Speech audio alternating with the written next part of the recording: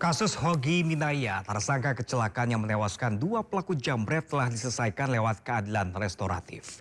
Gelang pelacak atau GPS di kakinya sebagai tahan kota sudah dilepas oleh Kejaksaan Negeri Sleman. GPS itu sebelumnya dipasang agar tersangka tidak bisa keluar dari Kabupaten Sleman, Bantul, dan Kota Yogyakarta. Hingga kini statusnya masih sebagai tersangka sambil menunggu proses perdamaian selesai. Hogi berharap proses perdamaian lewat restoratif justice segera rampung. Seperti diketahui, Hogi Minaya dijadikan tersangka oleh Satlantas Polresta Sleman karena mengakibatkan dua orang penjambret istrinya meninggal dunia. Ya, makasih ya. Puji Tuhan, alhamdulillah udah mulai agak reda mas. Dan namanya restorasi justice seperti ini. Mungkin kedepannya lebih lega lagi semua. Kita ke informasi lain pemirsa, pengamat politik Rocky Gerung memenuhi panggilan Polda Metro Jaya sebagai saksi meringankan atas tersangka kasus ijazah Jokowi Roy Suryo CS. Selain Rocky, polisi juga memeriksa dua saksi ahli lain. Rocky Gerung tiba di Polda Metro Jaya menjelang pukul 10 pagi tadi bersama tersangka kasus ijazah Jokowi Roy Suryo CS dan kuasa hukumnya Refli Harun. Rocky Gerung menyatakan siap diperiksa terkait kasus ijazah Jokowi. Rocky menanggapi enteng pemeriksaan kali ini dan dengan nada humor. Bahkan Rocky juga tidak membawa berkas apapun. Selain Rocky Gerung, ada dua saksi ahli yang juga akan diperiksa, yakni Profesor Didit Wijayanto dan Profesor Hamidah. Ya, gue ingin lo yang sebutin kata itu tuh. Kalau nggak ingin pidana, ya itu lakukan restoratif justice, seolah-olah restoratif. Tapi tidak justice. bukan, beda antara restoratif dan restoran justice. Penyelesaiannya di restoran. Deh. Oke, Bang Rocky menilai penelitian dilakukan oleh Lu Dr. kenapa sih nanya gue serius banget gitu? Orang mau lagi di Penelitian ini karena gimana yang menurut disangkanya Bang serius. Rocky? Penelitian terhadap dokumen ijazah ini menurut Bang Rocky seperti apa? Ya semua riset itu perlu waktu dan tidak mungkin berakhir.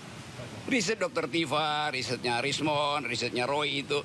Kan semua itu dimungkinkan oleh prosedur. Nah kalau prosedurnya belum selesai, ya lakukan riset. Kalau prosedurnya belum selesai, ada data baru, ya riset aja kan.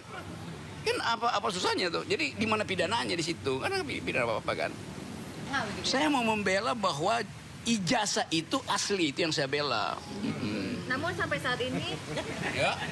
saat ini asli atau bukan menurut Bang Rocky? Iya sih asli. Asli. Jadi dibela. Iya. Tapi kalau palsu bagaimana? Ya orangnya yang palsu bukan gimana sebenarnya. Ya semua ijazah pasti asli dong.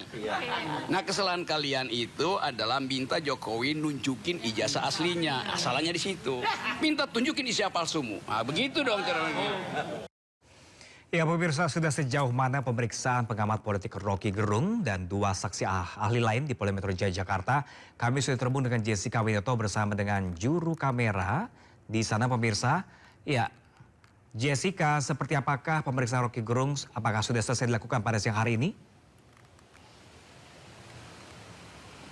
Ya, selamat siang Pram dan juga pemirsa, untuk kondisi terkini terkait pemeriksaan Rocky Gerung sebagai saksi ahli meringankan pada kasus dugaan ijazah palsu mantan Presiden Republik Indonesia yang ke-7 yaitu Joko Widodo masih berlangsung hingga saat ini karena memang tadi baru dimulai pada pukul 10 pagi waktu Indonesia Barat dan Rocky Gerung pun tadi hadir di Polda Metro Jaya pada pukul 9.45 waktu Indonesia Barat. Dan tadi pun kami sempat bertanya kepada Rocky Gerung terkait agenda dirinya apa yang saja yang ingin disampaikan kepada penyidik Polda Metro Jaya, bahwa ia menyampaikan ia akan fokus untuk menjelaskan bagaimana keahliannya sebagai akademi, selalu sebagai ahli filsafat dan juga pengamat politik. Begitu ia menyampaikan bahwa pada hari ini ia tidak saja untuk membela ketiga tersangka yaitu Dr. Tifa, lalu Rismon dan juga Roy Suryo, tetapi ia akan menjelaskan bagaimana metode-metode yang dilakukan pada penelitian yang dilakukan oleh para tersangka ini untuk melihat atau mengobservasi, meneliti ijazah Joko Widodo semasa ia berkuliah di Universitas Gadjah Mada, Yogyakarta. Lalu Pram dan juga pemirsa dapat kami sampaikan bahwa Rocky Gerung juga menyampaikan bahwa dalam kasus ini sebenarnya tidak ada tindak pidana yang harus diberikan kepada para tersangka karena memang ini bersifat ilmiah sehingga bila mana ini bersifat ilmiah atau penelitian tidak akan pernah selesai sehingga para peneliti ini akan terus mengobservasi, terus meneliti sehingga hal ini akan dijelaskan kepada para penyidik dengan harapan untuk meringankan para tersangka yaitu Dr. Tifa, lalu Rismon dan juga Roy Suryo. Lalu Pram dan juga pemirsa dapat kami sampaikan bahwa Rocky Gerung ini adalah merupakan salah satu saksi ahli yang telah diajukan oleh tim kuasa hukum Roy Suryo CS pada 22 Desember yang lalu dan sementara untuk 2 saksi yang akan diperiksa pada hari ini informasi akan diundur pada hari Jumat yang akan mendatang. Sehingga hal ini kita akan terus pantau bagaimana perkembangan situasi yang ada di Polda Metro Jaya terkait pemeriksaan dari Rocky Gerung di kasus dugaan ijazah palsu Joko Widodo. Pram. Jessica Winarto melaporkan langsung dari Polda Metro Jaya. Terima kasih dan selamat bertugas kembali. Ya, pemirsa, pemanggilan Rocky Gerung sebagai saksi diajukan Roy Suryo, Rismon Hasiholan Sianipar, dan Dr. Tifa. Selain Rocky, akan ada 2 saksi lain yang akan dihadirkan terkait laporan kasus dugaan ijazah palsu Presiden ke-7 Jokowi.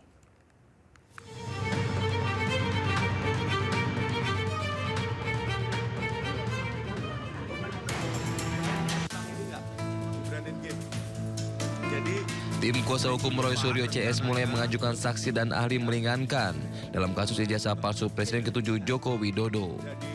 Mereka hadir meringankan 3 tersangka, yakni Roy Suryo, Rismon Hasiholan Sianipar, dan Dr. Tifa Uzia Tiasuma alias Dr. Tifa.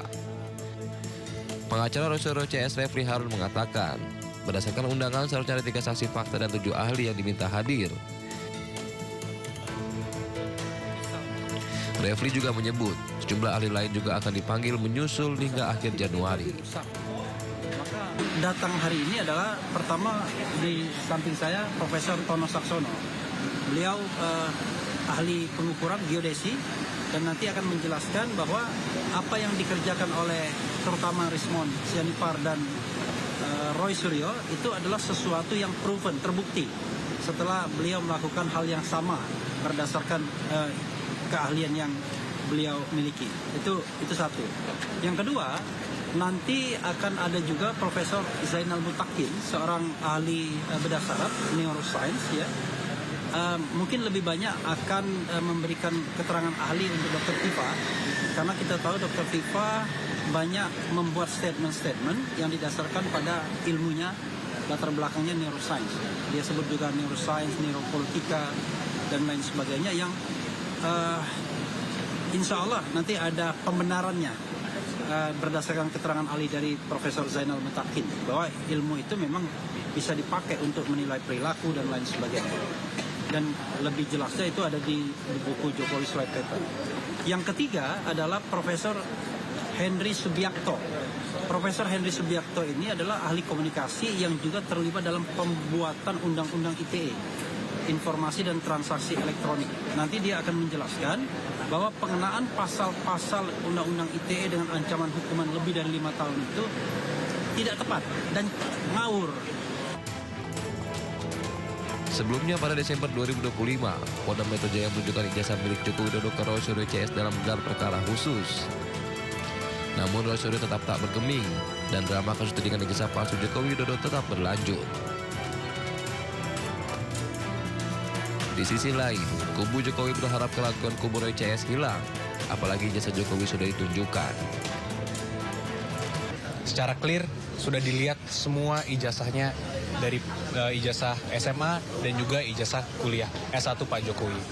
Jadi saya rasa tidak perlu ada lagi keraguan apapun.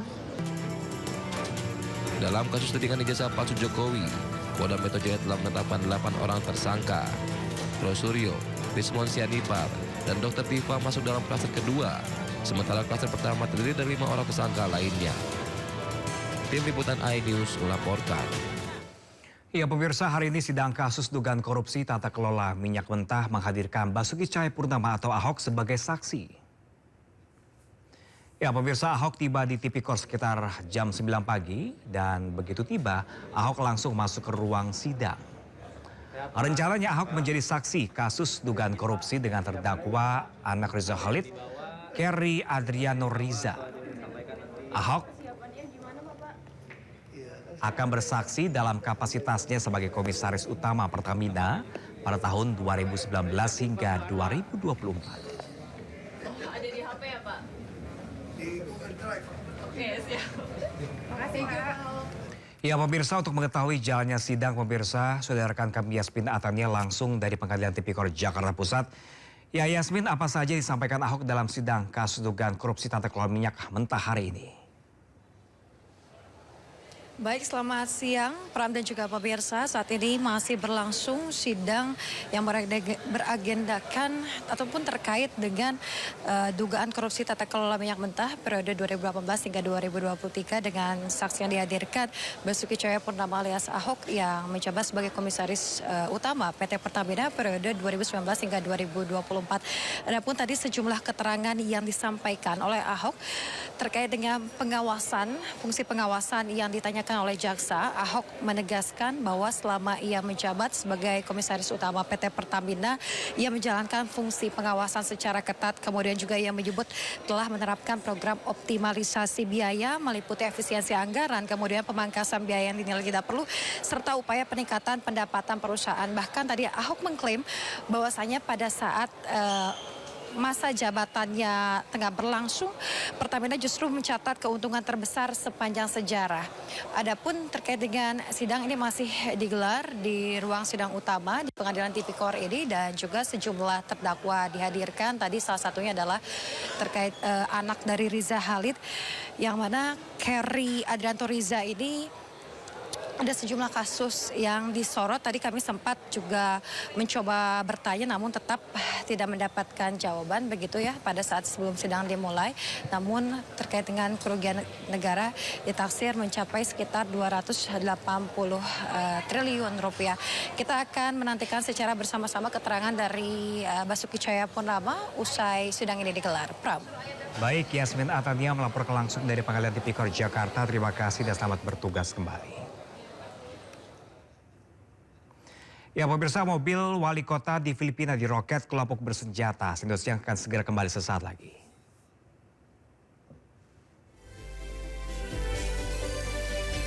Secara langsung menyampaikan kepada media.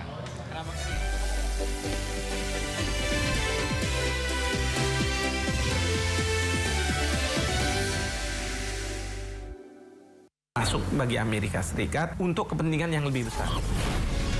Sumatera itu di samping subur, tapi kan juga rawan bencana. Penangkapan itu hanya pintu masuk bagi Amerika Serikat untuk kepentingan yang lebih besar. Bakamla RI membentuk Coast Guard di ASEAN. Di PSSI untuk back-to-back emas itu ada alasan. Polri tidak bangga melakukan penegakan hukum dengan tilang. Jangan lewatkan One on One, Sabtu pukul 7 malam di Sindonews TV. Program berita teraktual prime time Anda. Presiden Republik Indonesia tiba di Brussel, Belgia. Dugaan korupsi kuota haji. 1.000 rekening penerima bansos terindikasi judi online. Menggali banyak peristiwa dari beragam lokasi. Muhammad Riza Khalid jadi salah satu tersangka. Olah tempat kejadian perkara kasus tewasnya diplomat. Dapatkan informasi penting di Sindo Prime setiap Senin sampai Jumat jam 7 malam di Sindonews TV. Sumber berita aktual tersaji lengkap di sini. 7 pelaku dalam kasus Hezbollah meluncurkan Sindo Today. Satres narkoba. Hujan deras disertai mobil rombongan wartawan. Sindosia. Korban meninggal dunia dan Indonesia, 100 orang terluka dalam. Sindo Sore. Kobaran api besar banjir setinggi 7. Hati berjabat tangan dan berbincang akrab. Sindo Malam. Sindonews TV Beyond Headline. Ragam peristiwa terjadi di banyak tempat. Menelantarkan bayi berusia 3 bulan. Ditemukan narkoba di dalam rumah. Menabrak tiang pipa milik perusahaan minyak dan gas asing. Mengabarkan secara update dan faktual. Warga pun ramai-ramai berjibaku mengevakuasi mobil. Harus menyeberangi sungai Cikaso. Yang menampilkan sejumlah alat yang rusak. Setelah nekat meracik obat. Sindo Files. Setiap Senin sampai Jumat jam 6 sore di Sindonews TV. Pintu masuk bagi Amerika Serikat untuk kepentingan yang lebih besar. Sumatera itu di samping subur, tapi kan juga rawan bencana. Penangkapan itu hanya pintu masuk bagi Amerika Serikat untuk kepentingan yang lebih besar. Bakamla RI membentuk Coast Guard di ASEAN. Di PSSI untuk back to back emas itu ada alasan. Polri tidak bangga melakukan penegakan hukum dengan tilang. Jangan lewatkan One on One, Sabtu pukul 7 malam di Sindo News TV. Nah, di level gerakan mahasiswa, saya kira ya kita punya tantangan besar. Tentu kalau bicara trade investment itu selalu dengan services. Memang ada krisis global. Oke. Memang pasca abad 20, kita susah untuk merencanakan apa yang disebut sebagai revolusi. Kalau orang nggak optimis nggak akan mau cari tahu sih. Ya. Walaupun dicari tahu dia nggak akan gerak. Bersama narasumber yang kredibel, to the point aja. Jumat pukul 9:30 malam di Sindo News TV. Ya, pemirsa, tabrakan beruntun terjadi di Jalan Tol Cisumdawu, kilometer 179, Sumedang, Jawa Barat, yang menewaskan 3 orang. Sementara di jalur Padang Panjang, Bukit Tinggi, tabrakan beruntun yang dipicu truk muatan pupuk menewaskan 5 orang. Sudah nama ya, apa yang luka pilih ya? Enggak, Pak, itu ambulan di dinyak ini. Rekaman video amatir memperlihatkan truk tronton kecelakaan di jalur arah Cirebon menuju Bandung Tol Cisumdawu kilometer 179 Sumedang, Jawa Barat. Truk diduga tak kuat menanjak di jalur tol mengakibatkan truk tronton mundur dan menghantam 3 kendaraan di belakangnya. 4 korban dilarikan ke rumah sakit, 3 dalam kondisi meninggal dunia. Sedangkan 1 korban sopir truk mengalami patah tulang di bagian kaki dan masih dalam penanganan medis. Polres Sumedang melakukan olah TKP guna menyelidiki penyebab pasti kecelakaan tersebut. Dari Sumedang, Jawa Barat, Beben, iNews melaporkan. Diduga tidak kuat menahan beban, penutup saluran air di pinggir jalan ambruk. Akibatnya 2 mobil yang parkir di atasnya tercebur ke dalam saluran air.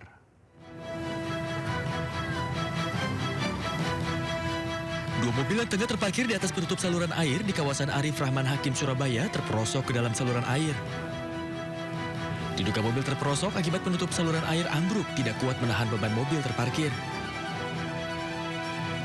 Saat kejadian, mobil tengah ditinggal pemiliknya untuk makan.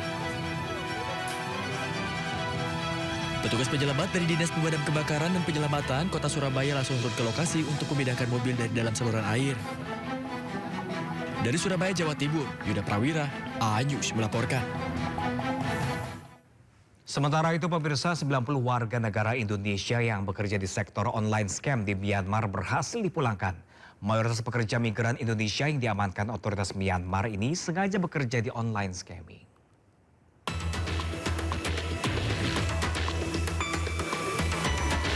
Pemerintah Indonesia melalui Kementerian Luar Negeri memulangkan 90 WNI dari Myanmar. Para WNI ini bekerja di sektor penipuan online atau online scamming. Setibanya di Bandara Internasional Soekarno-Hatta, Tangerang, Banten, WNI ini didata untuk proses penanganan dan pendampingan. Kebanyakan WNI yang dipulangkan memang sengaja ke Myanmar untuk bekerja di online scamming. Kebanyakan bekerja di online scam ya, melakukan penipuan daring dan sebagian besar dari mereka memang sengaja bekerja di tempat itu. Kita belum menemukan indikasi korban TPPO dari seluruh WNI yang pulang dari sana. Pemulangan ini adalah gelombang ketiga yang terdiri dari 25 perempuan dan sisanya adalah laki-laki. Sementara gelombang 1 dan 2 telah dilakukan pada bulan Desember 2025. Saat ini masih ada sekitar 200 WNI yang bekerja di bidang penipuan online di Myanmar. Dari Tangerang, Banten, Hasnugara, iNews melaporkan.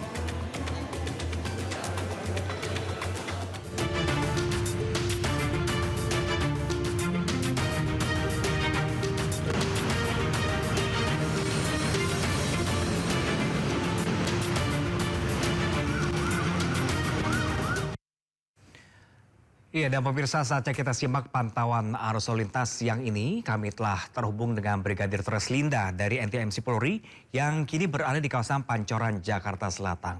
Selamat siang, Brigadir Treslinda. Bagaimanakah pantauan arus lalu lintas dari tempat Anda melapor siang ini?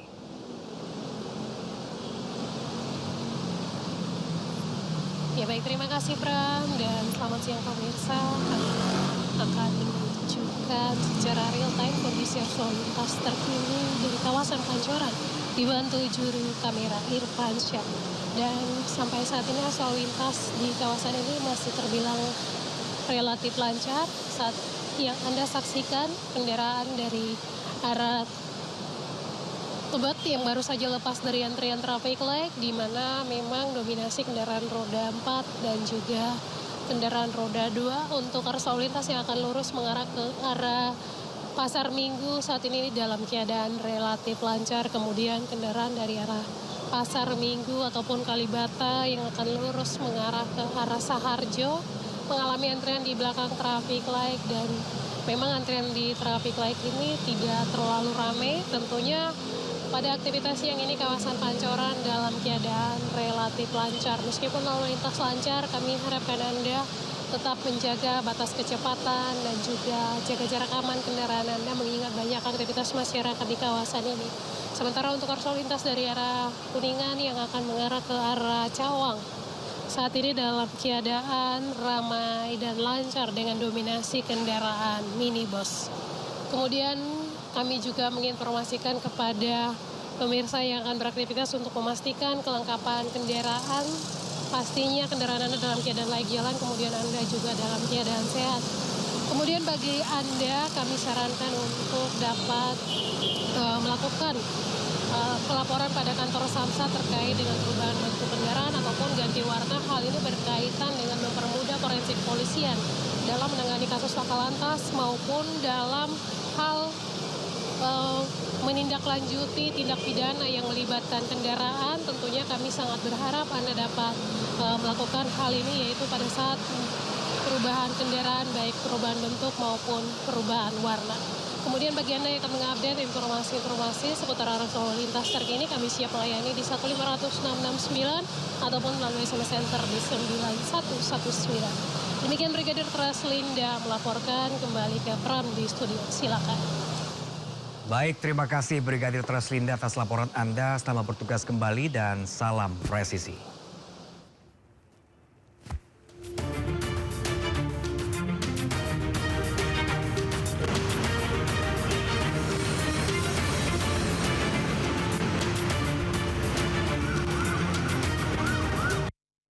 Ya pemirsa, harga emas semakin bikin gemas. Hanya dalam beberapa bulan harga emas kini mulai menyentuh 3 jutaan. Dan berikut laporan Berliana Mileni bersama juru kamera Sadu Santo. Harga emas terus meroket naik tajam pemirsa, dan untuk hari ini harga emas sudah menyentuh hingga angka 3 juta rupiah. Ini menandakan bahwa harga emas sudah meningkat sekitar Rp100.000 per hari dan per gramnya.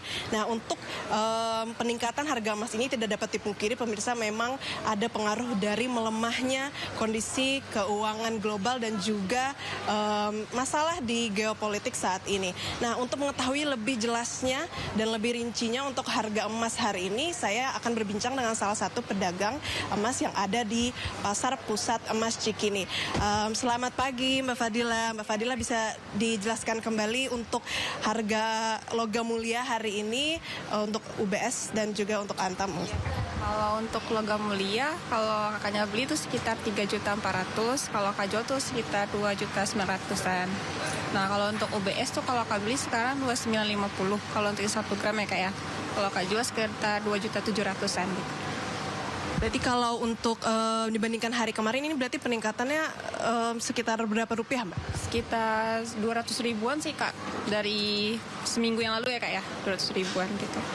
Berarti tadi untuk harga jualnya, kalau ada pembeli yang ingin menjualkan logam mulianya ini berarti berada di angka berapa Mbak? Kalau untuk logam mulia kayak yang 1 gramnya 2.900.000-an kak. Nah, kalau untuk perhiasan sendiri Mbak, kalau misalnya nanti ada yang ingin menjualkan perhiasannya, ini dikenakan di harga berapa, dan kalau ingin membeli ini berapa? Kalau yang customer beli ya kayak sekitar 1.900.000-an kak. Kalau mau beli sekitar 2.300.000-an. Itu untuk kadar yang 75% sih kak, 75%.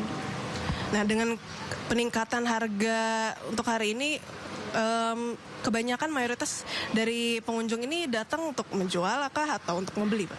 Rata-rata jual ya Kak ya, karena naik ya Kak ya. Kalau jadi mungkin mereka nyimpan emas yang lama-lama atau perlu ya Kak ya. Ada yang nanti jual sih Kak rata-rata sekarang Kak.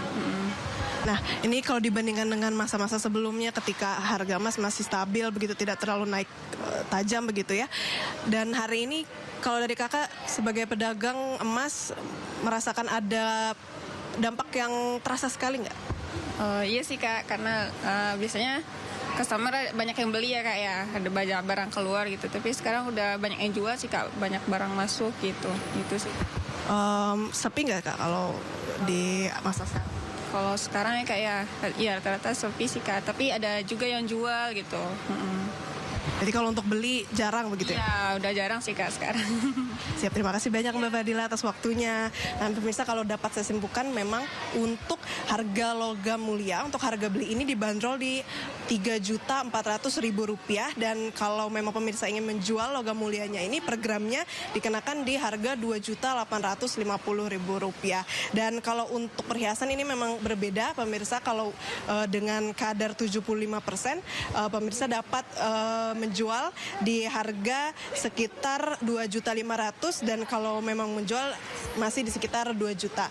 Dan kalau untuk saat ini masyarakat masih tetap dihimbau untuk membeli logam mulia untuk investasi memang menjanjikan pemirsa. Akan tetapi dengan harga yang tinggi saat ini bisa disesuaikan juga dengan kondisi keuangan masing-masing. Dari Jakarta, Berliana Mileni, Sadu Santo, iNews melaporkan.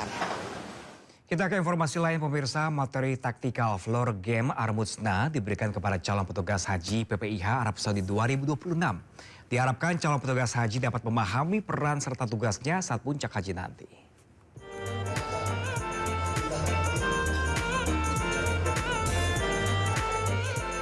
Tactical floor game merupakan metode simulasi taktis menggunakan peta besar untuk membantu memvisualisasikan operasi.